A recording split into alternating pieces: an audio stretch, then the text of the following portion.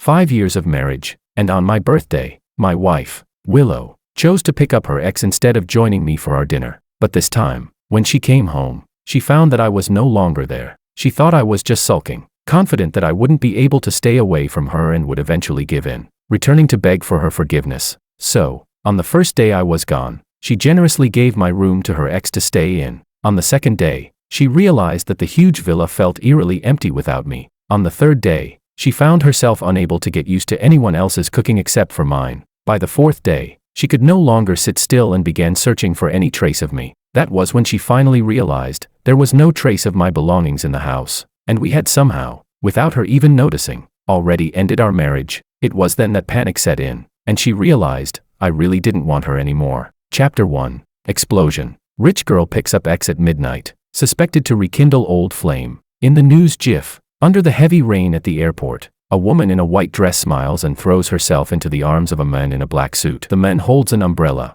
carefully tilting it over her head to shield her from the rain. I repeatedly zoom in and out of the news image, but I can't quite make out the expression on the woman's face. Just then, a voice of inquiry rings in my ears. Sir, our restaurant is about to close. Do you still wish to continue waiting? Boom. A loud thunder rumbles, and the rain intensifies. I turn my head to look outside the window, and the glass reflects an emotionless face. Today is my birthday, but I couldn't feel less happy. For this birthday, I had booked her favorite restaurant half a month in advance and spent most of the day confirming the menu with the chef. I woke up early to get ready, bringing her favorite matcha cake to the restaurant. Though it was my birthday, everything was arranged according to her preferences. Even though she hadn't come, I knew she was busy. I didn't dare to rush her, let alone disturb her. So I waited. I waited until nightfall, when the city lights began to glow. I waited while the waiter came over again and again to ask if I wanted the dishes served. I waited until the exquisite dishes turned cold. I waited until the warm feelings in my heart had faded. She still hadn't come.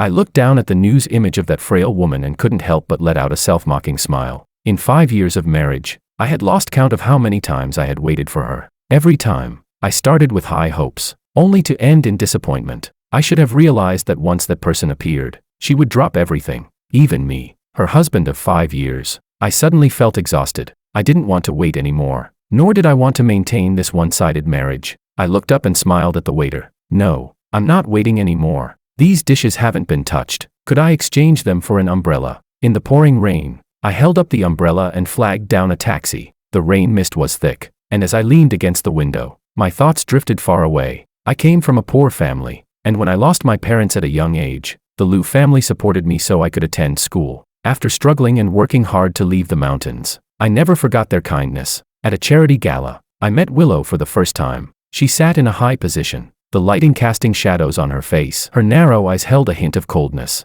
and her whole demeanor screamed, "Keep your distance." Just one glance, and I felt like I was being sucked into a vortex, my heart inexplicably racing. Seeing her nameplate on the table, I gathered the courage to approach, introduce myself, and thank her. She looked up at me, took a small sip from her champagne glass, and lazily asked, "What brings you here?" I took a deep breath and expressed, without reservation, the gratitude I felt for the Liu family's help over the years. When she heard that I was here to repay a favor, her slightly tipsy eyes scanned me from head to toe. Then she smiled lightly and said, "Repay a favor? I have no need for fame, wealth, or power, but I am lacking a man to show off. Would you be willing to offer yourself?" In that moment, I was shocked, helpless, yet somehow, I heard myself say, "Okay." No proposal, no wedding, no ring, no media coverage. We simply went to the registry office and got married. Perhaps it was too easy, which is why she never truly valued this relationship. In the 5 years of our marriage, I had always tried to get close to her heart. I thought I hadn't done enough, but later, I realized there was never a place for me. Her heart had always been reserved for one person,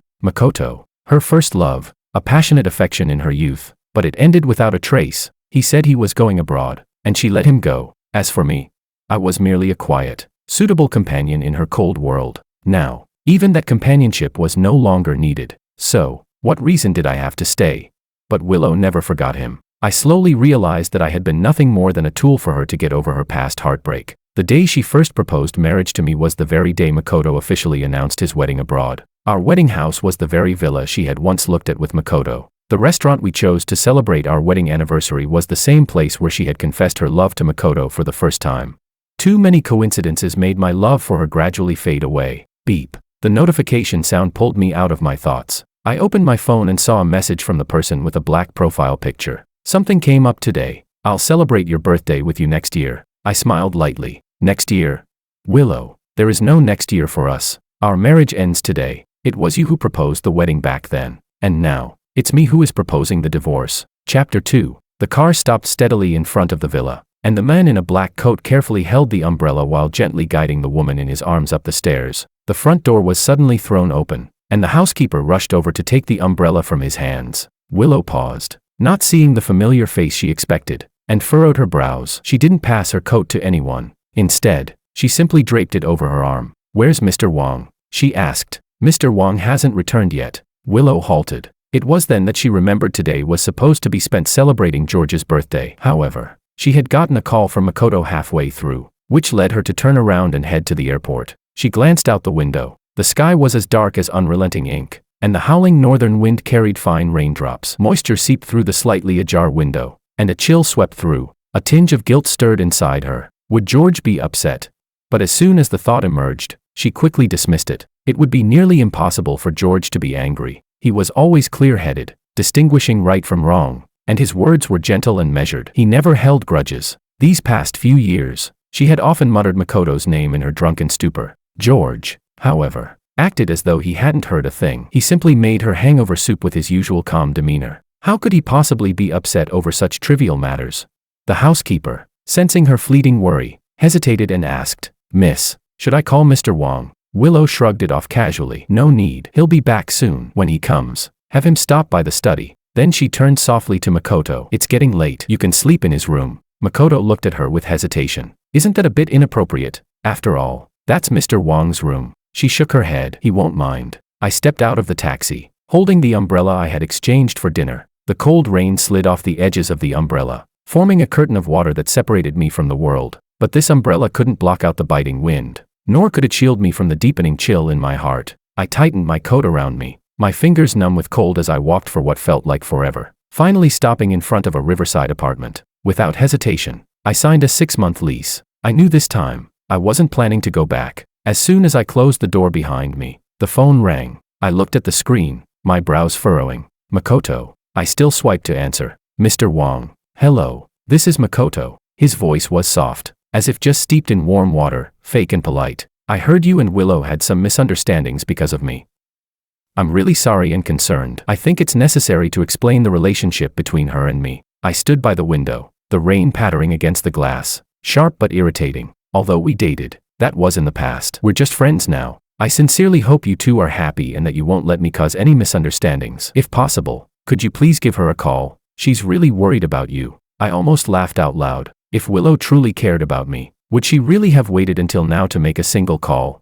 She wasn't lacking resources or ability. If she wanted to find me, she could do so in an instant. And yet, I ran away from home, and the first one to call me was her ex. How ironic. I didn't want to listen to his pretentious words any longer, so I hung up the phone without hesitation. But within a few seconds, the phone rang again, call after call, persistent like a patient hunter. I held out until the last one, then finally picked up. This time, the line was oddly silent. I didn't speak, and he didn't rush to say anything, as if waiting for my patience to wear thin. Finally, he let out a low laugh. "Seems like you're not as reasonable and generous as Willow said." His voice carried a touch of contempt. "I thought you could endure more, especially after 5 years of marriage. Now you're throwing a tantrum. This is all you've got." I didn't respond, only glanced out the window. He continued, "George, running away from home won't affect her. If you were a little more perceptive and gave up your position willingly, I'd have Willow offer you some compensation." "Compensation?" I spoke softly, my tone nearly frozen. "All right."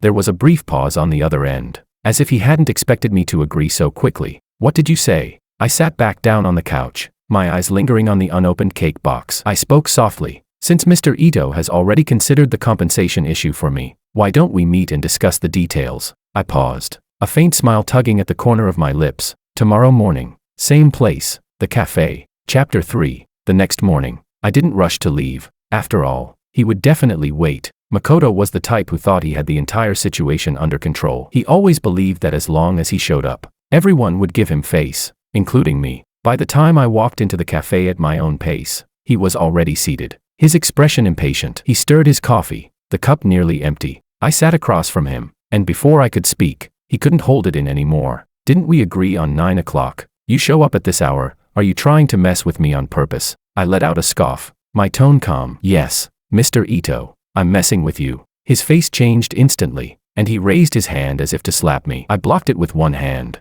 pushing him back with the other. He stumbled and fell back onto the sofa. The air was terrifyingly still. He glared at me, his eyes burning with anger. It seemed that in his mind, I was still the gentle, docile figure, the nominal husband who wouldn't fight back. I stared back at him, my tone still level. If you can't even sit still in Willow's husband's seat, don't rush to steal someone else's chair. It seemed like he finally realized his hasty behavior and straightened up, watching me carefully. There was confusion in his eyes. I knew he was wondering why I wasn't the man he imagined I should be. No rage, no heart-wrenching frustration, no outburst of curses. I simply sat there, like a passerby enjoying a stroll, sipping my coffee slowly. I wasn't without anger, but once you've given up, even your anger feels unnecessary. He finally calmed down, cautiously asking, "You didn't call me here just for coffee, did you?" I put down my cup, slowly taking out the divorce agreement from my bag and sliding it across the table to him. The words, "divorce agreement," were clearly printed on the front page. He froze for a moment, his eyes widening instinctively, as though he was making sure he wasn't seeing things.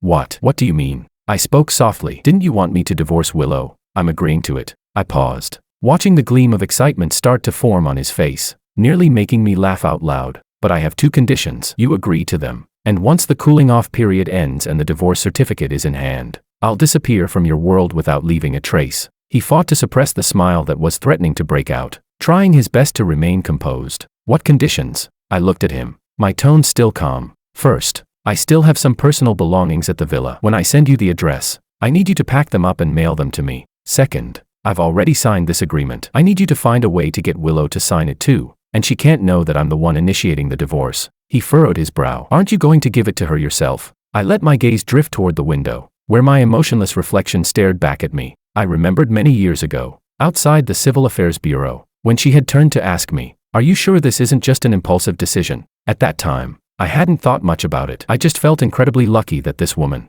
who seemed so high above me, was willing to marry me. I was eager to have her, wishing I could seal the deal right away. But over the years, I came to realize that neither fate nor love could be obtained through sheer effort. I had always known about her past with Makoto. I had thought about divorce before, but I lowered my voice, as if telling an insignificant story. Because the Liu family has a rule, children can only lose a spouse. They cannot divorce. So you see, from the very beginning, I never had a choice. Perhaps before, I still held onto a glimmer of hope, which is why I hadn't pushed forward. But now, no matter what, I was determined to get a divorce, even if I had to ask her ex for help. I didn't know when Makoto left. I looked at my empty bag and finished the last sip of my coffee before disappearing into the crowd. Chapter 4. This was the 3rd day that George hadn't come home. Willow took a bite of the tasteless sandwich and followed it with a sip of overly milky coffee, her brows knitting in distaste. She set the cup down with a thud, tossing the sandwich back onto the plate, and looked at the housekeeper standing nearby. Did we change chefs? Why is the food so awful? The housekeeper, looking troubled, hesitated for a moment before answering. The chef hasn't been changed, miss, but all your meals have always been prepared by Mr. George himself. We're not familiar with the exact recipes he uses. Once the housekeeper started talking, she went on, recounting all the things George had done for Willow over the past 5 years. Apart from the meals, every detail of her life, her clothing, food, shelter, and daily routines, had been managed by him. Even when he occasionally went on business trips, he would take care of everything beforehand, making sure to call multiple times a day to remind the staff. Willow sat frozen, unable to process. She had never known that he had done so much, and he had never told her a word about it. Looking at the cold breakfast on the table, her mind was flooded with a whirlwind of thoughts. On the 5th day of George's absence, Willow finally realized that he had run away. She picked up her phone and, for the first time, called him. From the expansive terrace, she could see the sunset slowly sinking into the horizon, the sky gradually enveloping itself in darkness, and her heart, like the setting sun, sank little by little, growing heavier with impatience. He didn't answer the phone, not once. Willow took a deep breath, deciding to call his family. But then, she suddenly remembered that George was an orphan, his only grandmother having passed away several years ago. She scrolled through her contacts again, but after several attempts, she realized that she didn't even know who his friends were. She pushed open the door to George's room, hoping to find some clue inside, but the moment she pushed the door open, she froze in place. Though she rarely entered George's room, She had a vague memory of how it was decorated. His gentle nature meant that aside from the essential furniture, there was nothing else in the room. Now, the room was filled with all kinds of antique trinkets, luxury watches, and vibrant, colorful clothing. It was unrecognizable from the way it used to be. Just as she was about to ask the housekeeper who had rearranged the room, Makoto appeared at the top of the stairs, holding a large bouquet of roses. "Willow, the roses on the rooftop are blooming beautifully, so I picked some for you."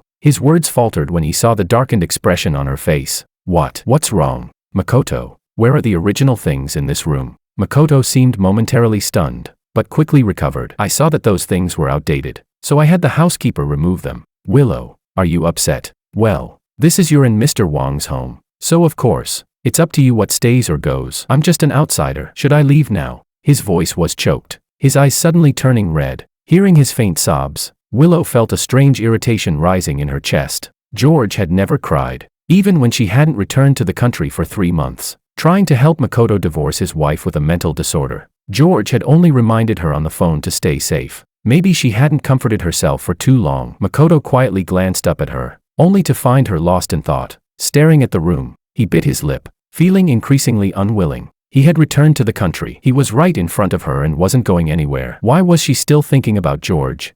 The more he thought about it, the more aggrieved he became. His tears began to fall. "I shouldn't have come back. I shouldn't have stayed in his room. I'll leave now." He threw the bouquet of roses aside and turned to run out. "Makoto." Willow snapped out of her trance and hurried to chase after him. "Let go. Let me go." Makoto cried uncontrollably, his eyes filled with pain. "If it weren't for me, if I hadn't come back to the country, if I hadn't bothered you with all this, he wouldn't have been so upset." The harder he struggled, the tighter she held onto him. "What does it have to do with you? He's the one who's being unreasonable." "Unreasonable? Didn't you spoil him?" Makoto bitterly smiled. "Do you know, every time I couldn't sleep because I missed you, I would ask people in the circle about you, but every time, the reply was always that you were with him." Before he could finish, he began crying again. Willow couldn't hold back any longer and blurted out, "Why did I marry him? Others may not know, but don't you know?" Makoto, teary-eyed, stared at her in disbelief. "Was it really because of me?" Willow didn't answer, but her silence was the clearest affirmation. Makoto finally wiped away his tears. That evening, Willow specially arranged a candlelit dinner for Makoto. Willow usually didn't drink much, but tonight, for some reason, she kept refilling her glass, until her eyes started to redden. When the moment seemed right, Makoto took out the divorce agreement that George had given him. "Willow, the villa you bought for me before requires a supplementary agreement from you." Willow raised her hand to take it. She was usually a cautious person, and as she was about to open the document to read it, Makoto quickly pressed her hand down and flipped the agreement to the last page. Then he placed his hand on her head. "Willow, I'm feeling a bit unwell. Let's sign quickly and then head back." She immediately withdrew her hand from the document, checking his forehead. "Where do you feel unwell? Let me take you to the hospital." She started to put the document away, pulling him by the hand to stand up. A flash of panic crossed Makoto's eyes, and he quickly grabbed her hand and shook his head. "It's nothing serious. Just sign the paper, and we can go back." Concerned for his health, Willow stopped looking at the document, hurriedly signing where he pointed. Chapter 5. The moment she signed the papers, I knew I was free. In that instant, I actually smiled. It was a smile like a person who had been trapped in a cage for years finally finding the key. Just one more month, and once the cooling-off period ended, I would be completely free from Willow, and from the patience and silence that had bound me for the past 5 years of marriage. She signed without hesitation, decisively. I decided to take it as her way of freeing me. A week later, I received a call from the Liu family's old house. They reminded me that the annual family banquet was coming up, and as the eldest son-in-law, I had to attend. I hadn't planned on going, especially since we were about to no longer be a family. But remembering how the Liu family had helped me over the years, I agreed to attend. Even if it was the last time, I figured it was only right to return the favor. The old house was brightly lit, as though the grand banquet had never changed. Wearing a white suit, I stood in the corner, smiling and responding to the greetings from relatives. They still praised me, saying I was gentle, successful, with a good temperament and character, a man worthy of Willow. It all seemed so laughable, but I still nodded politely, exchanging pleasantries with everyone. It wasn't until I was about to head upstairs that I finally found a moment to catch my breath. I planned to slip into the annex to avoid the crowds, but as I stepped out of the main hall, a voice called out to me, "George." I turned around, and in the shadows, I saw her, Willow. She stood straight, as poised and composed as ever. "George, you're not a 3-year-old anymore. You've been gone for days, not answering your calls, not replying to messages. You've been gone for so long. If others find out, what will they think of the Liu family? Today, you must come back home. Her voice was as calm as water. It was like she was scolding a misbehaving child, logical, unquestionable. But even though she spoke so much, she never once asked, "Are you okay?" She never once said, "Why did you leave?" She wasn't unintelligent. She just never cared about me. She didn't think I would be hurt, or that I'd feel cold. She just thought, I should come back. I shouldn't embarrass her. I was about to tell her, "You've already signed the divorce agreement, Willow. We're no longer a family." But the housekeeper hurried over to call her, and before leaving, she furrowed her brows slightly and said, "I'll wait for you," as if I was just throwing a tantrum. I stood still, my lips moving, but all that came out was a bitter smile. I sighed and decided to let it go. A moment of peace by the poolside wouldn't be so bad. But as I turned to head to the pool, a hand suddenly shot out, blocking my path. "George." I looked up to see Makoto standing there, his brows furrowed, his eyes full of warning. He stared at me, his voice cold as a needle. "Didn't we agree to stop all this? What is this now?" I knew someone like you could never let go of Willow's position as her husband. I stared at him. He was so agitated, losing control, like a gambler who had finally grabbed the victory he wanted. Terrified, I'd backtrack, afraid I'd take something from him. I spoke softly, my tone calm as though it didn't belong in this confrontation. "I've signed the divorce agreement. She has signed it too. I won't interfere anymore. Don't worry. I don't care about that position anymore. Once the cooling off period ends, I'll leave." Having said that, I didn't look back at him and turned to leave the poolside. Makoto stomped his foot behind me, as if he wanted to chase me. But just then, a sharp cry suddenly sliced through the air. "Move out of the way." I instinctively looked up, and I only had time to see two children on rollerblades, speeding down the slope, straight at us. There was no time to think, no time to dodge. Bang! Everything spun, my feet slipped, and I was violently knocked into the pool. The icy, biting water enveloped me in fear and panic, pulling me under. I've always been afraid of water, a fear that has haunted me since childhood. The more I struggled, the deeper I sank, tangled by the water weeds and the relentless current. Instinctively, I waved my arms, trying to push toward the shore, but my limbs were already out of control. Each time I tried to fight, more water flooded into my throat. Cold water rushed up my nose, searing my throat and lungs with a fiery sting. I fought with every ounce of strength I had, breaking through the surface, gasping for air. My eyes flickered toward the shore, hoping for help, and there I saw her, Willow, standing at the edge. Her eyes darted between me and Makoto, just for a brief second, and then, she jumped. My heart skipped a beat, but the next second, I realized, she wasn't headed toward me, she was heading for Makoto. Without hesitation, she swam to him, pulling him out of the water. Just like so many times before, I shouldn't have been surprised. It wasn't the first time. I had merely repeated a choice she had long ago made. But this time, it was a choice of life and death. She still didn't hesitate. She would never jump into the water for me. The last bit of strength I had left slipped away. The sound of water around me grew more distant, and the light before me dimmed. It felt as if my lungs were on fire, and my head became unbearably heavy. I heard someone shouting my name, but it was already muffled, fading into nothing. All I could remember was her figure, her decisive leap into the water. Not for me. It was never for me. Chapter 6. I don't know how long I was unconscious. When I finally opened my eyes again, the world before me seemed shrouded in a fog. The light was blinding, and the air was filled with noisy, cautious voices. I struggled to turn my head and saw a circle of people by the bed, Liu family elders, each one smiling at me, offering polite words like, "It's good to see you awake, rest well," and "Willow has been through a lot these days." They were smiling, but there was a distinct wariness in their tone, as if afraid I might slip away again without taking another breath. Willow was sitting beside me. Her hand quietly found mine. It was a kind of intimacy I hadn't felt in a long time. I turned to look at her. Her face was soft, even carrying a trace of an indescribable gentleness and caution. She smiled, and softly spoke. "George, I'm pregnant. We are going to have our own child." I froze. It felt like someone had dropped a bomb in my ear. "Pregnant." I repeated the word, dazed, my mind suddenly stalling, frozen for several seconds. Her hand rested on the back of mine, and I instinctively placed my hand on her abdomen. There was no visible curve yet, but I could feel the warmth, something undeniably real. My fingertips tingled. The home that I once thought I no longer belonged to, now had a little life growing in it, a life passed down through our blood. If this were before, I would probably be speechless with excitement. But now, my heart felt like an empty void, numb and blank. I didn't know what expression to show in the face of this news. Seeing my silence, Willow misunderstood my reaction. Her voice softened, as if afraid of disturbing me,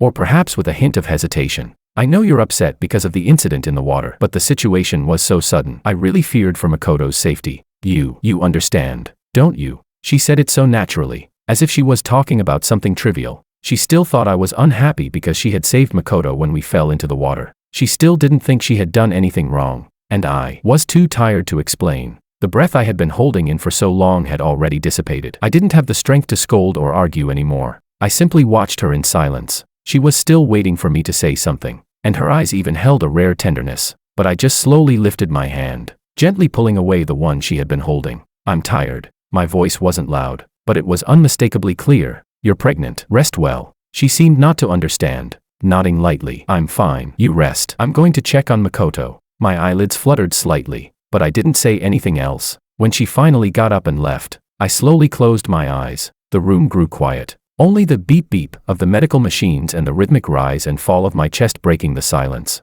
Willow was pregnant. The child was mine. Yet, for some reason, I felt no joy about becoming a father. Instead, I felt absurd. Because of the incident in the water and Willow's pregnancy, the entire Liu family had showered us with affection, treating us like precious treasures. Expensive supplements and treatments were constantly delivered to our room. I knew Willow was just being sentimental because of the pregnancy. For the past few days, she had hardly left my side, which made me uncomfortable. Since our marriage, we had rarely lived together, especially after she dealt with Makoto's divorce. We became nothing more than strangers under the same roof. Now, she sat beside me, reading a document in her hands. Every breath she took was clear and audible. The thing I had once eagerly awaited had finally come to pass. But instead of joy, all I felt was a strange impatience. But since Willow was pregnant, my moral boundaries kept me from reacting as I would have otherwise. So, I closed my eyes and pretended to sleep. Makoto, upon hearing from the housekeeper that Willow was pregnant, gritted his teeth,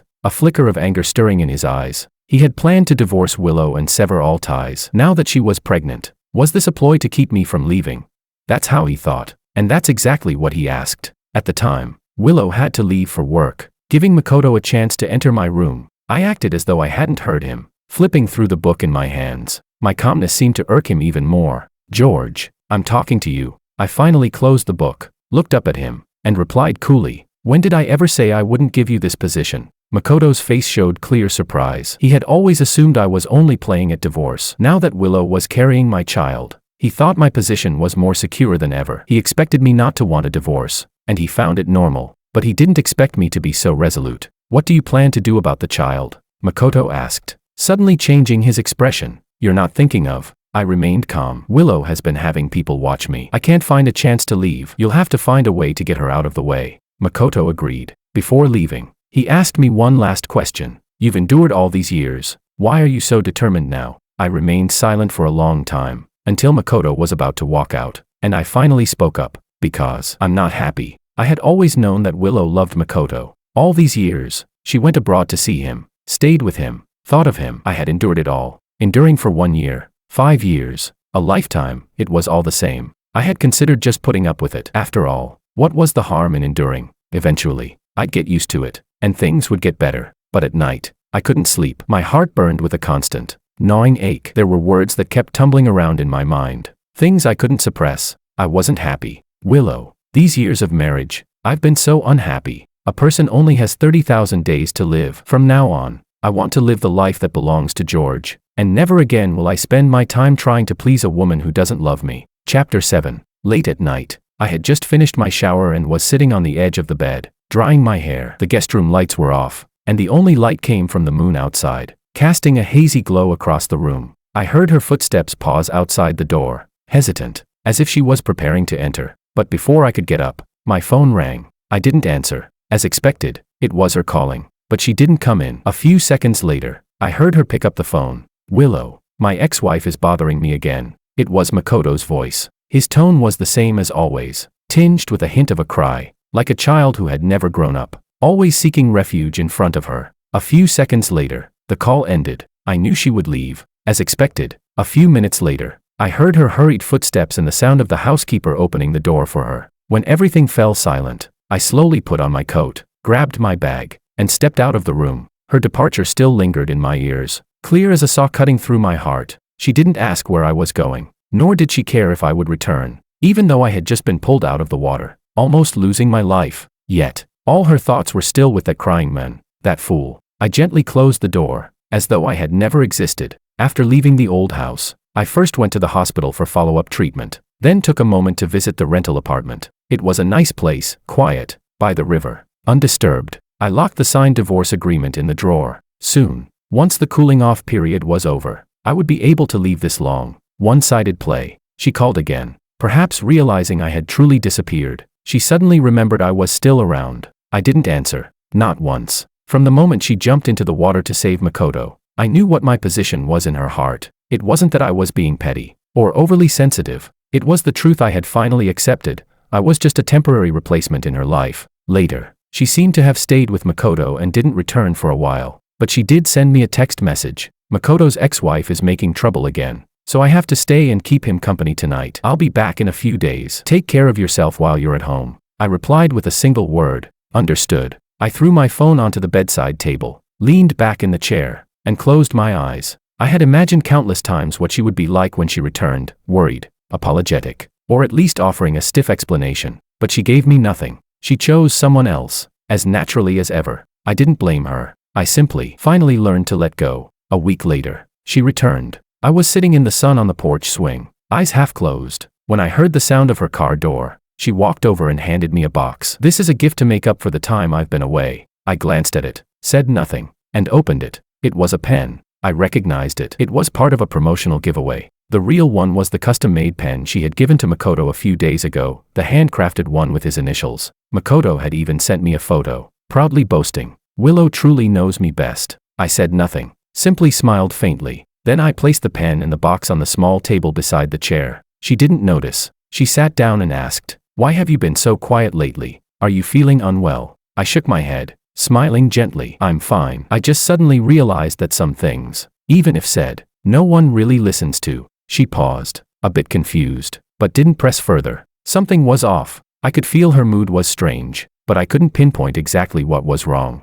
She didn't rush to leave as she usually did. Instead, she sat beside me and spoke softly, as if she were discussing what to have for dinner. "Next weekend is our 5-year wedding anniversary. Let's have a wedding ceremony." I turned to look at her. Her face was calm, and there wasn't even the slightest change in her eyes as she said it. It felt as if she wasn't talking about a wedding, but just organizing some trivial dinner plans. I knew she was trying to make up for things. She thought this would make up for all the frustrations I had suffered these past months. But as I looked into her serene eyes, I couldn't bring myself to feel any joy. If this were before, I would have been upset. The kind of sadness that would wrap around me like a heavy cloud, smothering me until I couldn't breathe. But not anymore. Now, I felt nothing. It was like a stagnant pool of water. No matter how the wind or rain lashed at it, it never rippled. So I didn't say anything. Seeing that I didn't object, she took it as my agreement. Over the next few days, she personally hired a designer from France to create her wedding dress. I sat with her in the living room as she flipped through different wedding gowns on her tablet, occasionally looking up at me and asking, "Do you think this one looks good? Or would this one suit me better?" I looked at the snow-white gowns on the screen, and memories from long ago suddenly surfaced. On our wedding day, what we had really done wasn't getting married. We had merely gone to the registry office and gotten a certificate. She had received a phone call right outside the Civil Affairs Bureau. I remembered how her expression had changed suddenly, her face turning cold, and then she looked up at me and said, "Makoto's in trouble. I have to go abroad." She left in such a hurry, didn't explain a thing, and I was left standing outside the Civil Affairs Bureau, holding the bouquet I had specially ordered for her. We had promised to have a proper wedding within a month, but after Makoto's troubles, the wedding was postponed over and over. I never could bring myself to throw away that bouquet. I quietly placed it in the fridge, and only when it had withered did I throw it out. I used to think that if she ever turned back, we could still make up for it, but now, she was finally offering me a wedding, and all I felt was irony. We were about to get divorced, and yet she still thought a wedding could make up for everything. Whatever she did, it was too late. Chapter 8. 3 days before the wedding, with Willow's wedding preparations in full swing, the Liu family's old house became bustling once again. The servants were coming and going, even walking briskly, yet I couldn't shake the feeling that this noise had nothing to do with me, and in truth, it no longer did. Taking advantage of their distraction, I quietly called Makoto to the dress-fitting room and handed him the tablet. "The wedding dress is made to my measurements," I said. "Our body shapes are similar, so try it on. If something doesn't fit, you can adjust it on the tablet, and I'll have the designer make the final adjustments." He looked at me in confusion. "Isn't this your wedding? Why should I wear it?"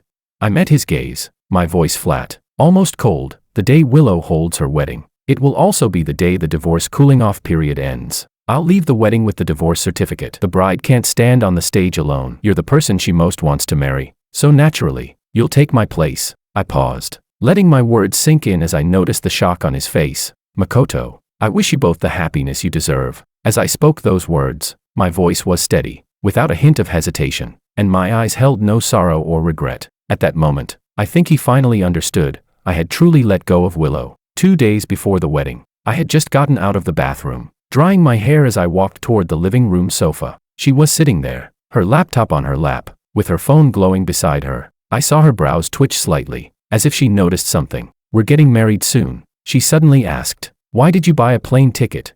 I paused for a moment, then quickly regained my composure. Plane ticket? You must have seen something wrong. Probably just a spam message. She nodded and didn't ask further. After the lights went out, we lay on the bed, back to back. Her breathing was deep and steady, quickly falling into a peaceful sleep. I, however, lay awake, staring at the ceiling, unable to sleep through the night. The day before the wedding, I pulled out the diary I had kept hidden for 5 years from the very bottom of my suitcase. The edges of the pages had worn thin, and as I flipped through it, it felt as though I was reading the story of another me, someone who had been weak, patient, and persistent. October 1st, 2019. I got married today, to the person I loved, but my bride flew abroad that night, just to see her ex wearing a groom's suit. I had been so foolish that day, willing to give her the plane ticket and send her to the airport. The tears that had stained the pages were now yellowed, and I gently ran my fingers over the page before continuing. December 30th, 2020. It was the first time someone spent New Year's Eve with me, but I wasn't happy at all. The place she took me to was his favorite bar. Did she want to spend the new year with me? Or did she just want to use me to reminisce? I think it was the latter.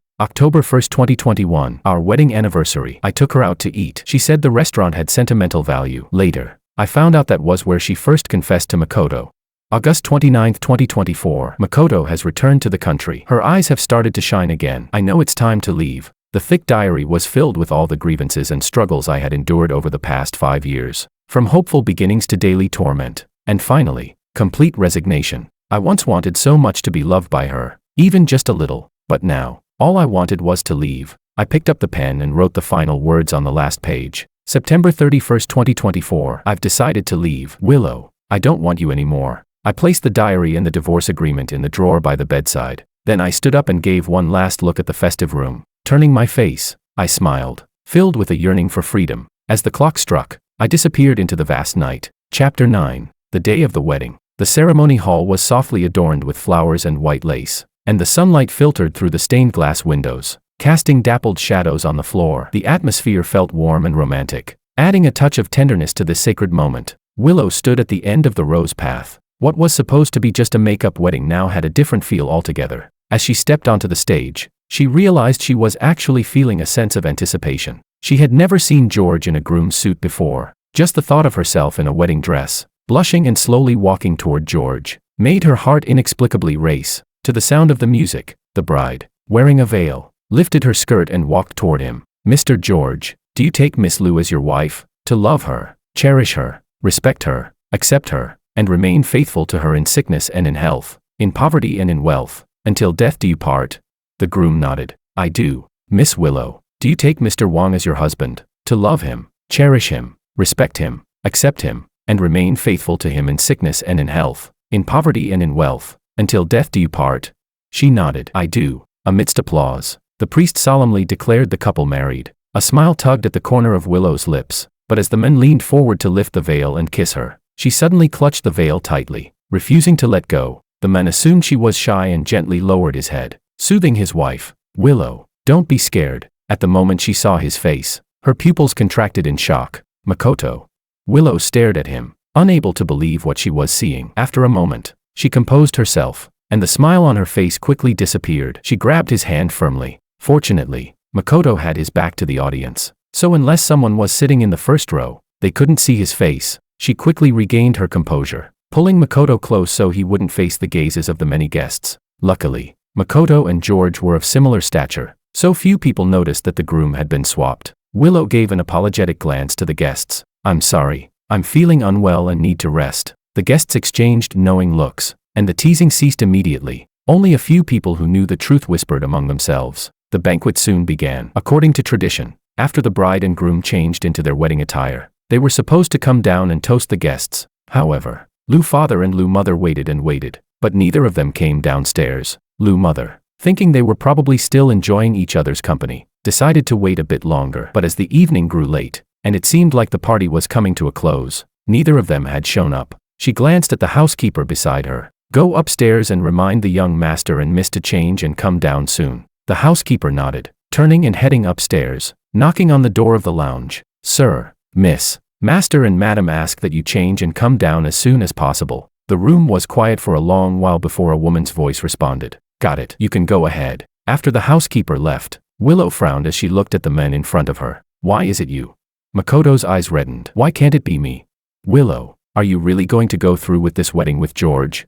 If it weren't for what happened back then, the person standing here marrying you would have been me. I'm just taking back what was originally mine." Chapter 10. The sound of broken sobs echoed in her ears. She looked at the man crying with his face covered, and for the first time, she didn't have the patience to comfort him. She pinched the bridge of her nose. "Makoto, this is not the time for this. You need to understand. This wedding is different. It's the first time I'm publicly announcing my marriage. This is significant. My name and George's have already appeared on the front pages of various news outlets. The whole city knows he's the groom. If we suddenly change the groom now and it gets out, the consequences could be disastrous. I'm doing this for your own good." But Makoto didn't want to hear this. He only felt that her refusal to publicly announce the groom change meant she didn't love him. "Willow, if you really love me, announce it now. Tell everyone the groom has changed. Otherwise, I'll leave right now." He stood up, about to leave, but she stepped in front of the door, blocking his way. He smirked, thinking, of course, she cared. She wouldn't let him leave, but the next moment, her words slapped him in the face. "You can't leave now."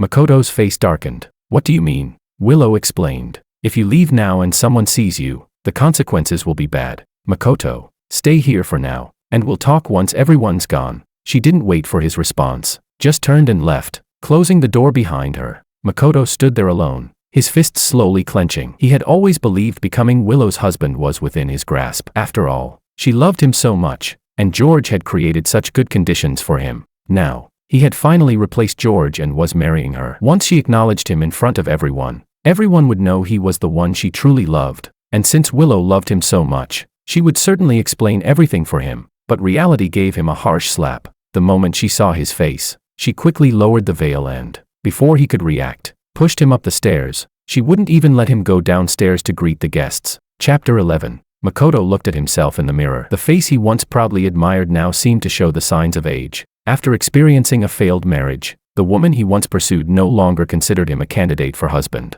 Now, his only option was to hold on tightly to Willow to get back into the wealthy circle. So, how could he just meekly follow Willow's instructions? Downstairs, Willow came down alone. Lou mother looked at her with concern. "Why are you the only one coming down? Where's George? Why is Makoto the one standing in for him on stage?" Willow quickly masked her displeasure with a calm expression. "Mom, you know George was in the water and has been unwell, with a fever that still hasn't gone down. So I told him to stay in his room and rest. Makoto's body type is similar to George's, so I asked him to step in for a bit. I'll go out now." Lou mother finally relaxed. "All right, you go ahead and greet the guests." Willow nodded, picked up the wine glass, and made her way toward the banquet. A voice filled with grievance suddenly rang out behind her. "Willow." The sudden cry made the guests look up, and even Lou father and Lou mother turned to look upstairs. She turned to face the source of the voice. Makoto stood at the top of the stairs, in a white suit, looking at her with tears in his eyes. Lou mother's face instantly darkened. Just as she was about to signal the bodyguards to drag him away, Makoto rushed down the stairs and hugged Willow. "Willow, the one marrying you today is me. Why won't you let me come down to greet the guests? Do you not love me?" In just 2 sentences, the guests quickly understood the situation. Low murmurs spread through the room. Willow could no longer maintain her calm demeanor. She grabbed his hand and whispered harshly, "Makoto, this is not the time for you to throw a tantrum." Chapter 12. The sound of broken sobs echoed in the air. As Willow watched the man cry with his face hidden, she felt, for the first time, no patience to comfort him. She pinched the bridge of her nose. "Makoto, this is not the time for this. You need to understand. This wedding is different. It's my first time publicly announcing my marriage. It's significant. George and my names have already appeared on the front pages of newspapers. The whole city knows he's the groom. If we suddenly change the groom now, the consequences will be disastrous. I'm doing this for your own good." But Makoto didn't want to hear any of it. He felt that her refusal to publicly announce the groom switch meant she didn't love him. "Willow, if you really love me, announce now that the groom has changed." Otherwise, I'm leaving right now. He stood up, ready to leave, but she stepped in front of the door, blocking his way. He smirked to himself, thinking that of course, she cared. She wouldn't let him leave, but the next moment, her words slapped him in the face. You can't leave now. Makoto's face darkened. What do you mean? Willow explained calmly. If you leave now and someone sees you, the consequences will be bad. Makoto, stay here for now. We'll talk when everyone's gone. She turned and left, closing the door behind her. Makoto stood there, alone. His fists slowly clenched. He had always believed becoming Willow's husband was a foregone conclusion. After all, she loved him so much, and George had made it so easy for him. Now, he had finally replaced George and was getting married to her. Once she acknowledged him publicly, everyone would know that he was the one she truly loved. Since Willow loved him so much, she would definitely explain things to everyone. But reality slapped him harshly in the face. The moment she saw his face, she quickly lowered the veil and, before he could react, pushed him up the stairs. She wouldn't even let him go downstairs to greet the guests. Chapter 13. Makoto's face turned pale as he peered out from Willow's embrace. Auntie, don't call me auntie. While Willow was comforting Makoto, the housekeeper stepped forward, holding out a phone screen to her. When Lou Mother saw the news headline, she immediately lost her composure. She yanked Makoto out of Willow's arms and slapped him hard again. Makoto, you worthless bastard. After you took my money and went abroad, you promised not to come back. And now, less than 5 years later, you've gotten involved with my daughter, doing all these disgusting things. Are you trying to ruin us? Willow's eyes widened as she caught the key words in Lou Mother's speech and looked at Makoto in disbelief. You took my mom's money. Willow, I didn't take any money. Makoto quickly denied. Lou Mother didn't bother to explain further and shoved the phone in his face. Look at this scoundrel. See what he's done. When Willow saw the headline, her eyes widened in disbelief. Makoto, what's going on? Although the entire wedding ceremony and the groom change had been made known to the guests, they understood this was a family matter and wouldn't spread it outside. But now, the topic of Lou family's groom switch was trending on Weibo. Lou Mother could think of no one but Makoto who could have done something like this. Makoto looked guilty, knowing that before going downstairs, he had arranged for paparazzi to get the story out, ensuring it trended on Weibo. That way, the Lou family would have no choice but to accept him as the groom for the sake of their image. But things hadn't gone the way he had expected. Seeing him like this, Willow closed her eyes in pain. Why? Makoto, though she had agreed to have the makeup wedding with George, it was only a way to make up for her recent neglect of him. The person she truly loved had always been Makoto. Apart from the wedding and the child, she would give him anything. But she never imagined that he would go as far as broadcasting the groom change just to pressure her into marriage. She couldn't even begin to fathom what would happen to the Lou family's stock prices now. She opened her eyes and looked at the men before her, feeling a profound sense of unfamiliarity. Makoto desperately grabbed her hand, his eyes filled with uncertainty and anxiety. Willow, let me explain. I didn't want to do this. I just love you too much. Chapter 14. Love. Lou Mother shook her aching hand, then sat back on the sofa. If you really loved my daughter, why did you come to me for money to go abroad back then? Willow abruptly looked up at her mother. Mom, what do you mean? All these years, Willow had believed her mother didn't approve of Makoto, which was why she had used money to force him to leave the country. Because of this, she had kept a distance from her mother and rarely returned to the old house, except for necessary family events. But now, the truth was that Makoto had taken the money and left on his own. The long-hidden secret had been suddenly exposed, and Makoto, pale as a ghost, collapsed onto the floor. Tears streamed down his face, but he couldn't utter a single word of explanation. Heh. Willow gave a bitter smile, covering her face with her hand. She had suffered so much, making countless excuses for his departure, but the truth was that he had taken the money and left on his own. The innocent love she once had for him was shattered in that moment. The image of the pure, perfect boy she had once adored was now tainted. Makoto, in his anguish, cried out, I didn't want this. I didn't want to do it. But we were just so different. I couldn't even get into your family's door. This was the only way I could do it. Rather than suffering watching the one he loved marry someone from the same social standing,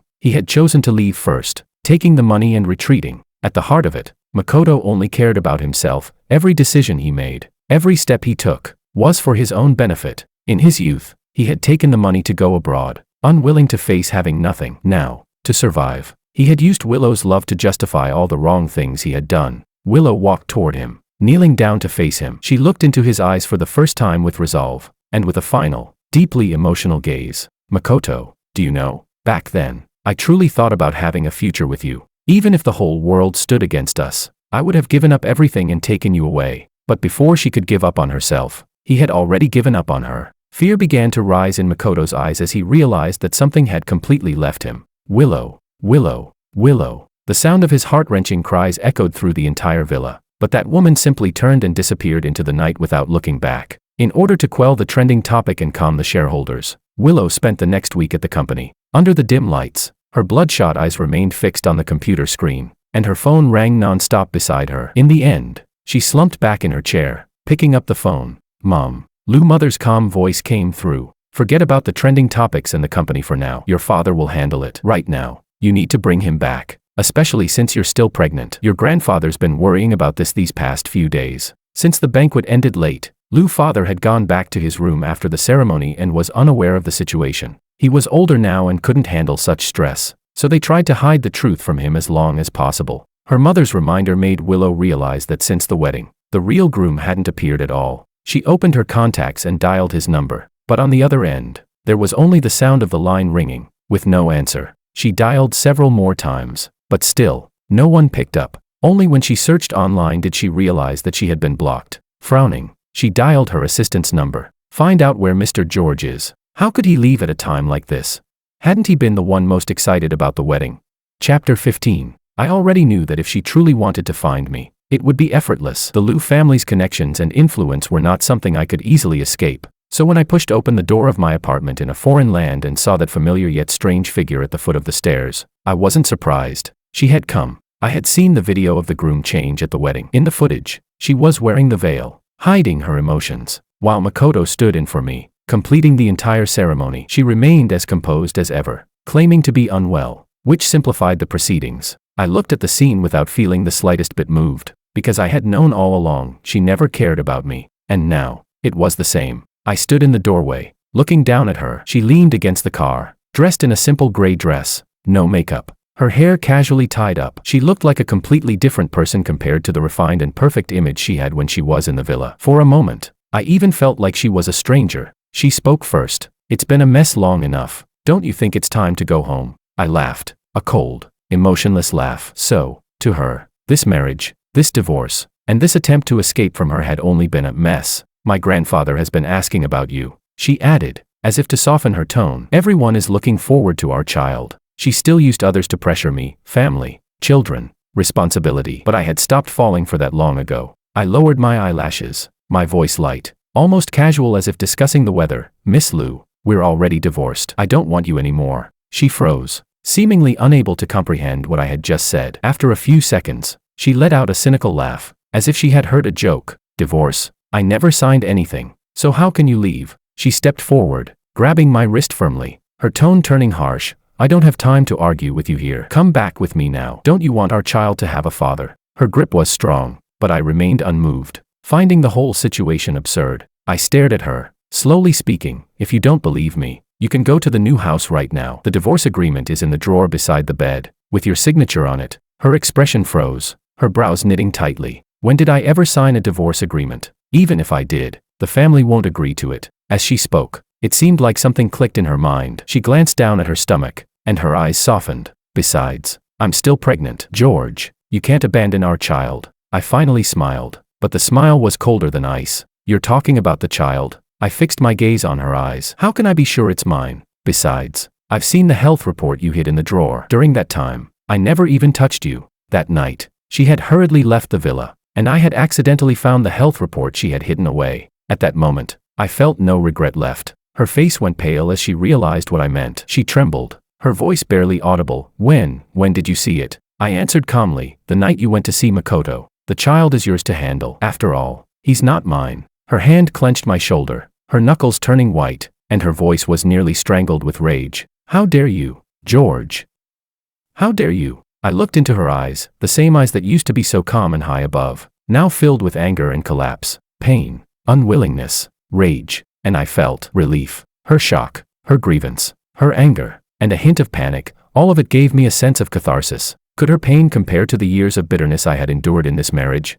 It didn't even matter. I slowly pried her fingers off my shoulder, laughing for the first time with genuine freedom. "What's there to be afraid of?" My voice was soft, yet each word felt like a knife, cutting through all the places she had once been indifferent to me. A child born without blessings is destined to face nothing but hardships. When I said those words, I didn't feel cruel. I had made up my mind long ago. If this child were truly mine, I wouldn't be able to face him with a normal attitude. I didn't want another life to suffer the loneliness of having 2 parents, but no love. But she, with reddened eyes, shouted at me, "You said you loved me the most. Why can't you accept my child? When he's born, he'll call you Dad." I looked at her, serious, speaking each word deliberately. "If it's not my child, why should I care? Willow, are you out of your mind? Do you think no matter how much you trample on my dignity, I won't leave you?" I could feel my eyes growing red, but I couldn't control the surge of emotions. "You're pregnant. So what? As long as Makoto calls, you'll abandon me instantly, without caring if our child is in danger." "Willow, I don't want our child to ask me one day, 'Dad, why doesn't Mom come home every day?' I don't want him to experience the childhood I had. You're not qualified to be his mother, and neither am I." She stared at me, unable to say a word. I knew my words were harsh, but each one cut into the deepest pain I'd ever felt. Her hand slowly relaxed from my shoulder, and her eyes held a look of indescribable silence. She finally spoke, her voice barely audible. "Makoto and I, it's over. I'll get rid of this child." "So," I finished her sentence, sneering coldly, "yes, it's all over, and don't ever come back." I turned to close the door, unwilling to hear another word of explanation, but at that moment, the phone rang, its shrill sound breaking the silence. Chapter 16. In the end, I returned to the country with Willow. I had thought that there would be no more ties between us, but when I heard that Lou's mother had collapsed, I couldn't bring myself to walk away. The diary and the divorce agreement I had hidden in the drawer, she had seen them. Her heart wasn't strong, and after the shock, she couldn't catch her breath and was rushed to the hospital. In the hospital room, Lou's mother's face was pale, but when she saw me, there was still warmth in her eyes. My throat tightened. I lowered my gaze and whispered, "Aunt Lou, I'm sorry." She sighed deeply, gently patting my hand. "Foolish child, there's nothing to apologize for. It's all my daughter's fault for being so inconsiderate." I remembered the first time I met her. Back then, I wore the cleanest white shirt, nervously standing before her, blushing as I greeted her. She smiled so kindly and said I was sincere and reliable, that I would definitely be successful in life. But now, the person standing in front of her was a shell, lifeless and exhausted. I knew she could see that. She had tried countless times to advise Willow, but Willow had never listened. Her heart was always with Makoto. Perhaps everything had already been destined from the very beginning. Back at the Lou family's old house, it was said that Lou's father had not gone to the hospital. He was deeply disappointed. Throughout Willow's life, she had always been his pride. Though she was small, she had always acted with maturity and responsibility. She had never made him or his wife worry. But when it came to her marriage, she acted like a child, stubbornly refusing to consider her husband's feelings. And now, things had reached this point. She had no one to blame but herself. "These days, you should avoid seeing your mother," Lou's father told Willow. "Seeing you just makes her angry. Go back to your room and think about it before you come back down." Willow went back to the new house, walking restlessly around the room. Things had turned out far beyond her expectations. The room still looked exactly as George had left it. On her vanity, the wedding ring he never wore still sat. She walked over and picked it up, noticing the thin layer of dust on the simple band from sitting there unused for so long. Looking at the ring, her mind wandered. During the makeup wedding preparations, she had taken half a day off to accompany him to pick out the wedding rings. The saleswoman had eagerly brought out a tray of rings, each one adorned with different gems that sparkled brilliantly in the light. Willow had thought that no one could resist such a large, shiny diamond. If George hadn't found one he liked, she could take him to her friend's studio, where there were even more beautiful ones. But to her surprise, George had bypassed the tray entirely and tapped on the corner of the counter, where a plain ring lay. It was cheap, without any engravings. Now, thinking back, it was clear he was already so disillusioned with the marriage that he couldn't even care to pick out a special ring. She put the ring down and sat back on the sofa, her hands running through her hair in frustration. But as she looked down, her eyes fell on the diary spread across the table. What was written inside that could make her usually calm mother so agitated that she fainted?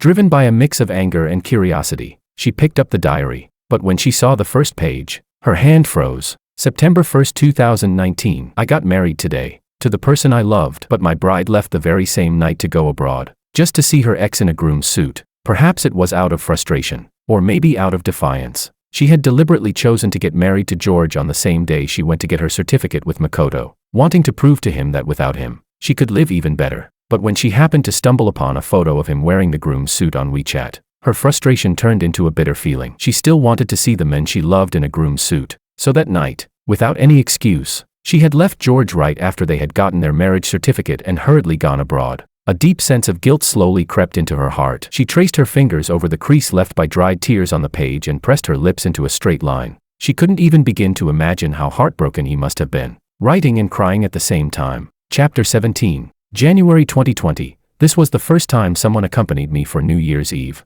but I wasn't happy at all. She brought me to the place where she had confessed to her crush. September 1st, 2021, our wedding anniversary. And I still wasn't happy. The place she chose was where her ex had married. August 2024, her ex returned to the country, and I knew it was time for me to leave. The thick diary recorded the story of a man's 5-year marriage, a journey that began with hope and anticipation, only to end in resignation and despair. During the nights when she left for Makoto, he sat under the dim light, writing down his pain in the diary. The oppressive atmosphere hung over the room, his heart feeling like it was being tightly squeezed, suffocating him. She could almost see the man, his face streaked with tears, slowly and painfully writing about his unfortunate marriage. Outside, the sunset gradually dipped behind the clouds, and countless stars began to twinkle. Under the soft light, the woman's slender hand turned the diary to the last page. August 31st, 2024, the night before the wedding. I've decided to leave. Willow, I don't want you anymore. The sound of a tear hitting the page was followed by another drop of her own tears.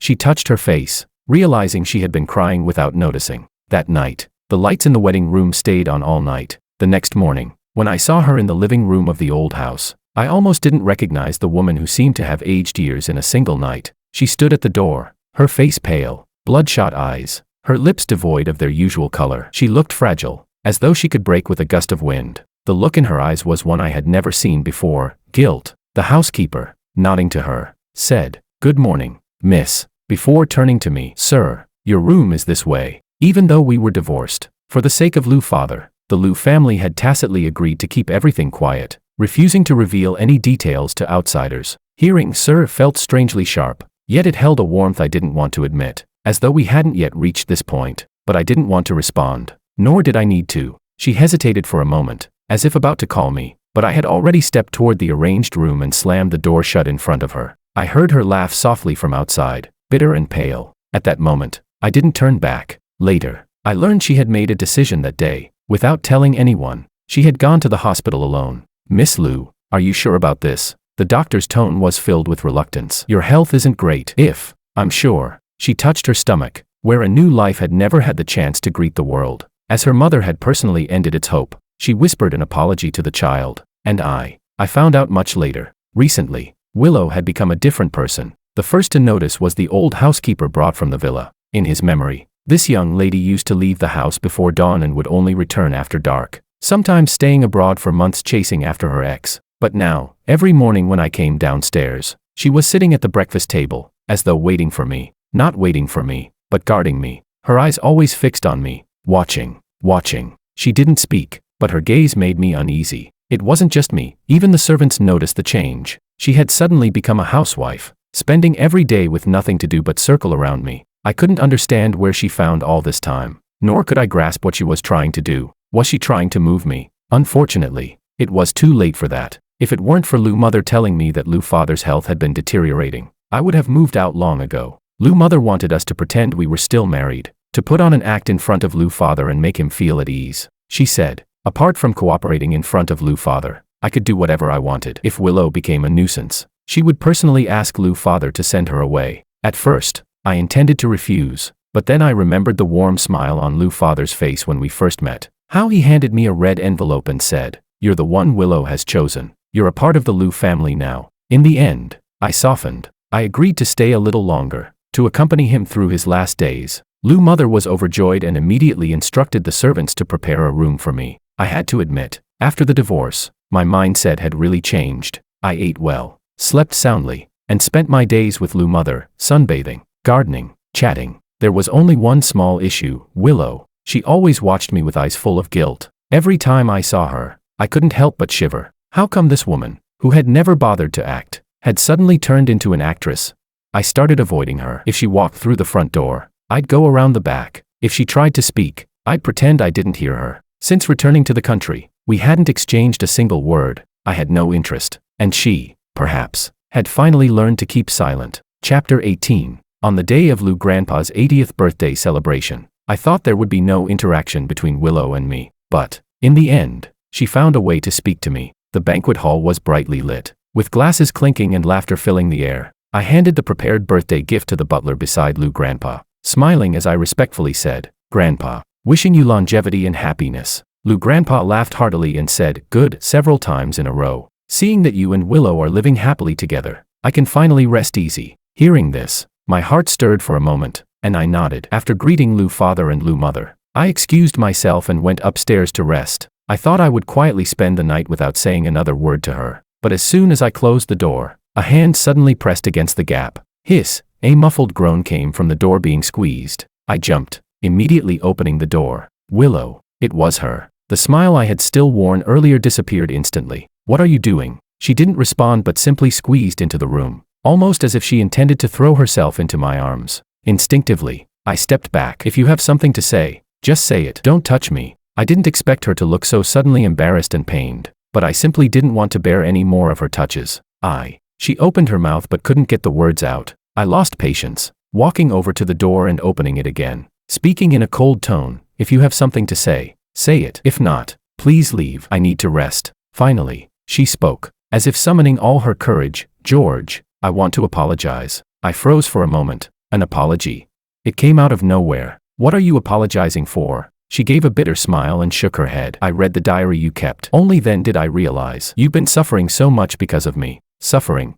Hearing that word from her lips made me want to laugh. "So what?" I asked. I didn't feel angry, nor did I feel comforted. I just felt strange. Her eyes were filled with pain, as though she had finally let her guard down. "I really didn't know. During those times when I left for Makoto, you were this heartbroken. And the child, I've had it terminated. I really want to start over with you." Start over. She said it so lightly, but she would never understand what I had gone through in these 5 years. It wasn't something that could be summarized by just the word suffering. She didn't see. During countless early mornings, I sat alone in the living room, listening to the ticking of the clock, afraid to fall asleep because I might dream of her calling someone else's name. She didn't see. I sat alone at the dinner table, reheating the food over and over, just waiting for her to say, "I'm home." She didn't know. In our shared bedroom, I lay awake staring at the ceiling, at 3 a.m., 4 a.m., 5 a.m., counting the time until dawn. She hadn't been there for my pain, and she had no right to judge it as suffering. I stopped speaking, just looking at her seriously. She had changed. Her eyes really filled with regret. But for me, it was too late. The person who had waited for her had long died during those 5 long years. If she had only done it earlier, if only on our wedding night, she had put down her luggage and not gone abroad just to see her ex wear a wedding suit. Or maybe earlier, when we got our marriage certificate. Or even earlier, when we first met, and she smiled at me, proposing we marry. If only at that moment, she had genuinely said, "I'm sorry." Perhaps I wouldn't have been trapped in this marriage for 5 long years. I wouldn't have had to wear a fake smile every day in front of the elders of the Liu family.